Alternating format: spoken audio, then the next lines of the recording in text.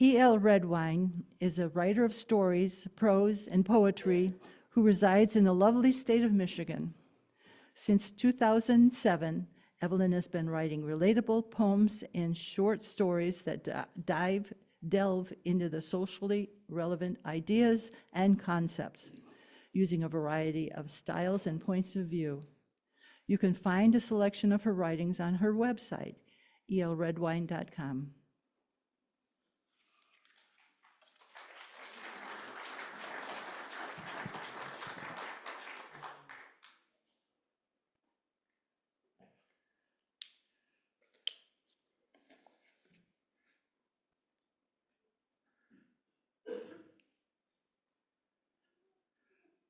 I'm going to start and end today with poems. The one I'm going to start with is called Redefined. I am not sad.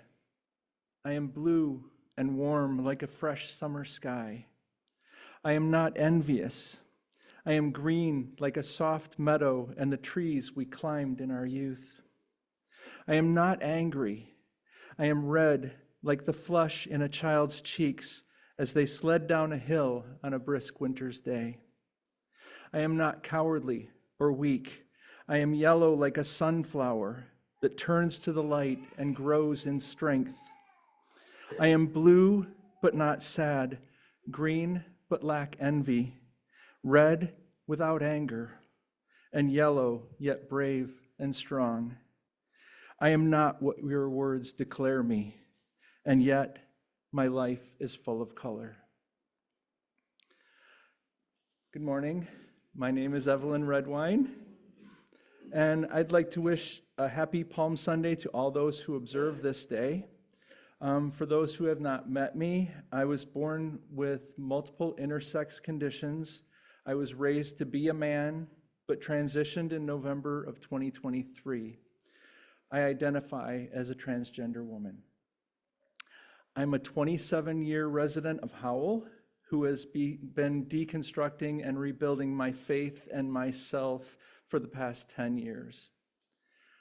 Today's message is entitled, You're Soft, a study in what it means to be strong.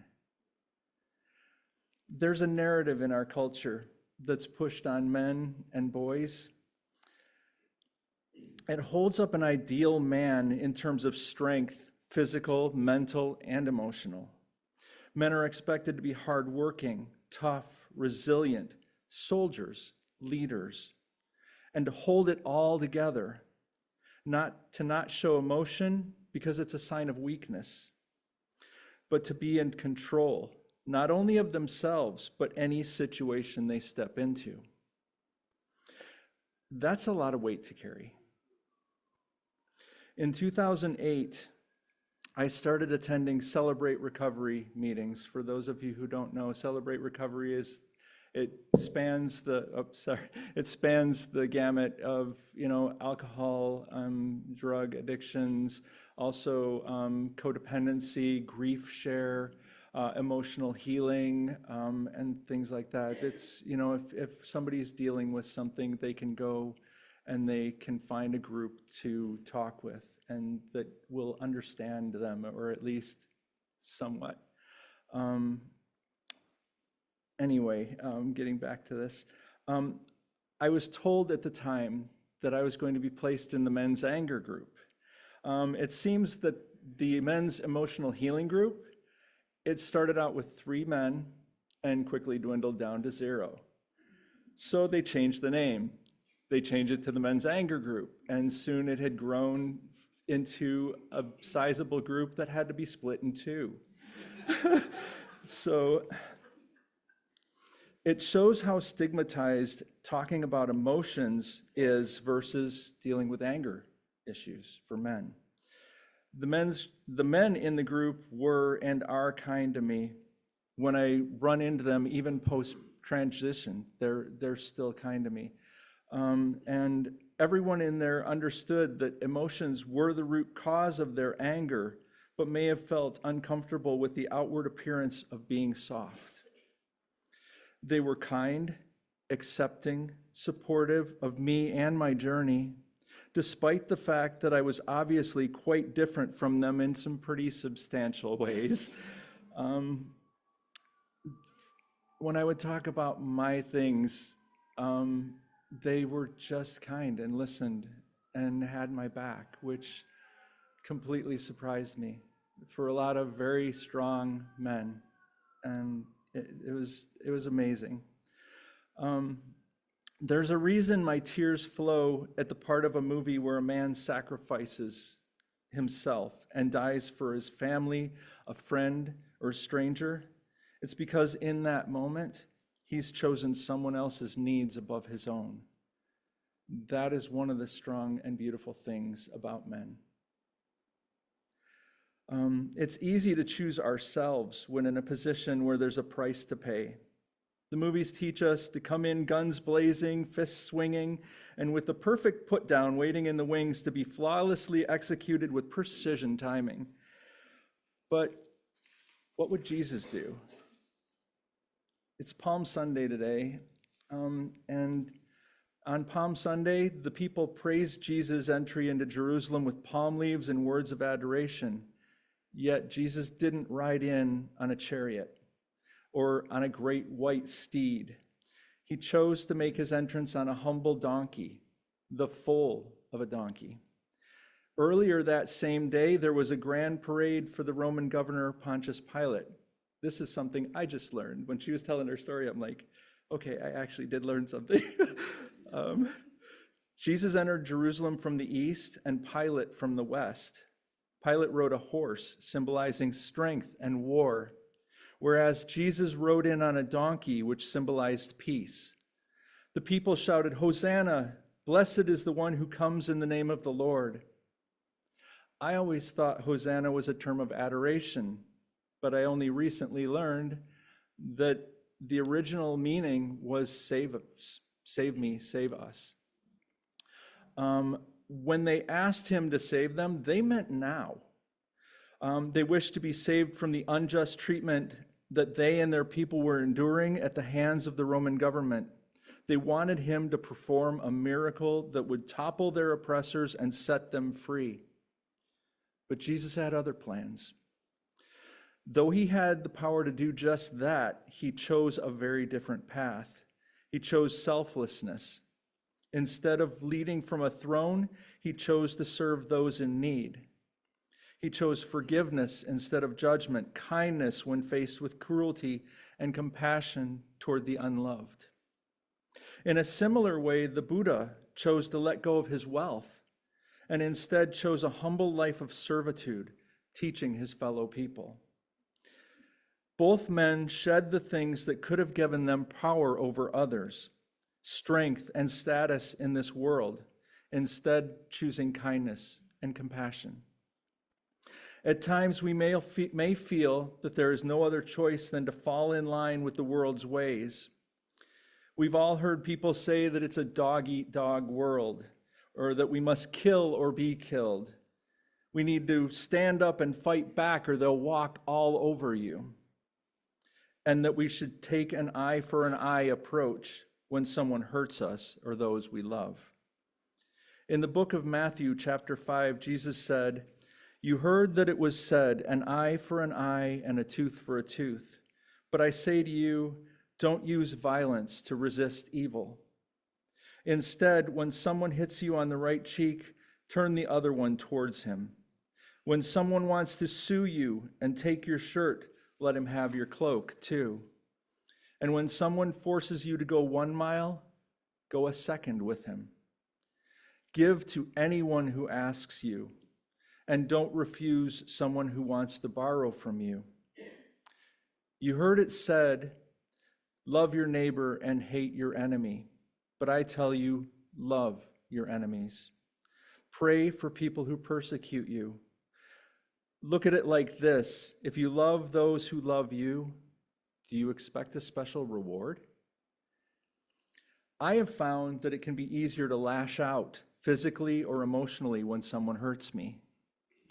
When I was a child, my reaction when threatened was to fall on the ground and take the hits that were surely to come, even though I could outrun my brother. The world teaches us to fight with our fists, our words, or whatever weapons we have available. To choose softness in that moment, when everything in us screams, hurt them back, is to put love in action. I see that as an act that requires strength in and of itself.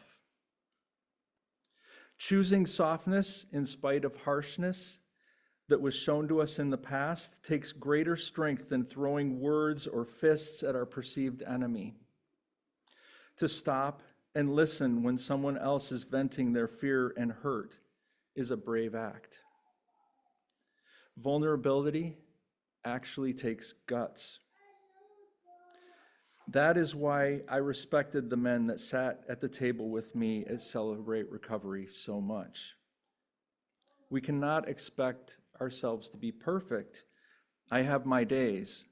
Alex Preddy had his when he broke the taillight out of the vehicle. But he paid the ultimate price for being compassionate and choosing not to pull his weapon and fight back. Instead, he was murdered for helping a woman to her feet moments after an abuser violently shoved her to the ground. In that moment, Alex chose compassion instead of vengeance. He could have fought back with everything he had. Instead, he was murdered in cold blood on the street in front of everyone. I'm not saying he was perfect, and I'm not sure where each of you lands regarding Jesus, but I see two men who could have used force, yet chose kindness. Both were sacrificed in the street in front of witnesses, brutally murdered by soldiers who were given power to take people from their lives, abuse them, and leave them to die. It's obvious we can't always fix things with our words. We can't always stop an aggressor from choosing the path of the pacifist.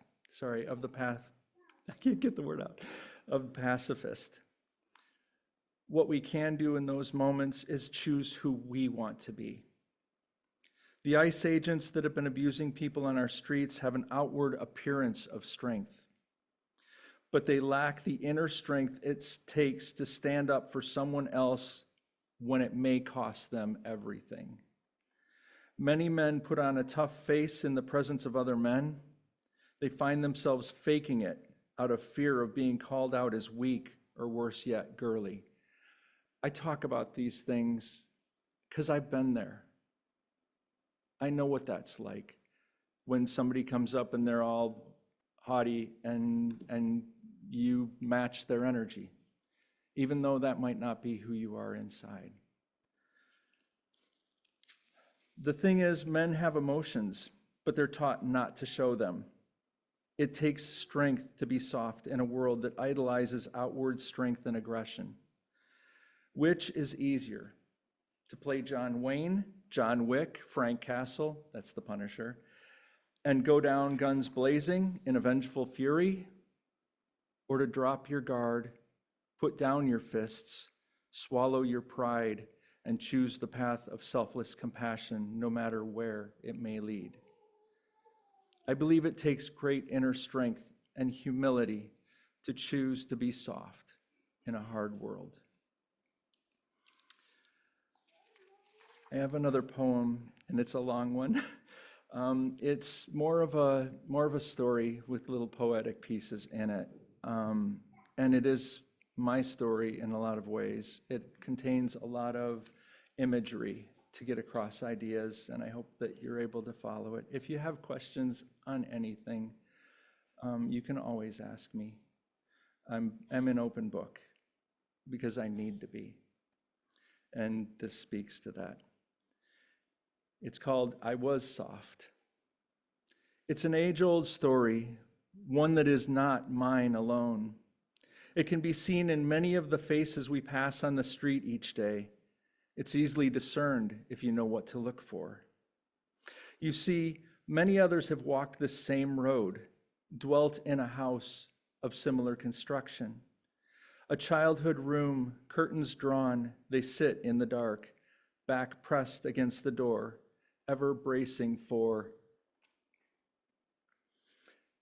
I was gentle, kind, accepting, sweet-natured, caring, calm, a bit silly at times, happy, innocent, gullible, a target.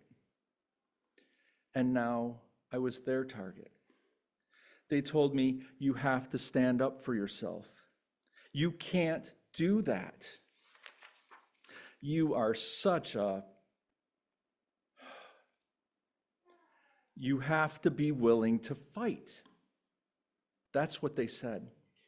What I heard, you need to be like me, or else. The people who were supposed to protect me had become my bullies full time. So like many others, I fell in line. The problem is, in doing so, I had betrayed myself. It was a betrayal of everything I am at my core. I was taught to be strong, serious, logical, unyielding, judgmental, loud, emotionally disconnected, explosive, cruel, a fighter, no longer a target. But the truth is, I was never safe. It took years to dig my way out through piles of suitcases packed tight with guilt and shame, worn out teddy bears, broken records, and unresolved trauma. Be careful, the paper bags you shoved in the back, they've begun to rot. If you're not careful, it'll all come spilling out into the hallway for everyone to see. At a point, I realized that it had to come pouring out, all of it. If I ever wanted to be free, I had to let it go, let it all go. I had to be honest for once. Only then could I sift through it all to rediscover the pieces of me, the pieces that were true, that were real, the parts that I wanted to carry through life with me. Now and then I will discover the odd orange peel in my pocket, a rotten banana stuck to my shoe. I'm always discarding the garbage and finding new parts of me hidden beneath. I think I always will be cleaning up this mess that is me, Marie Kondoing my inner self, evaluating what brings me joy and what doesn't. Still, they exert power over me when they can. To them, my softness is like an open door, my perceived weakness a doormat they don't intend to use. The dirt they track in has the power to soil my soul and break my spirit, leaving stains on my psyche too deep to remove. Unless, in that moment, I tell myself, I am not what they made me. I am purposely innocent because I would rather be taken advantage of than to be hard-hearted toward those in need. I allow myself to feel the impact of people's words even when it hurts. I am unyielding in my honesty, though some may never understand. I am sad but hopeful, afraid yet brave. I am strong in my softness, and I am willing to fight my demons to remain so. Thank you.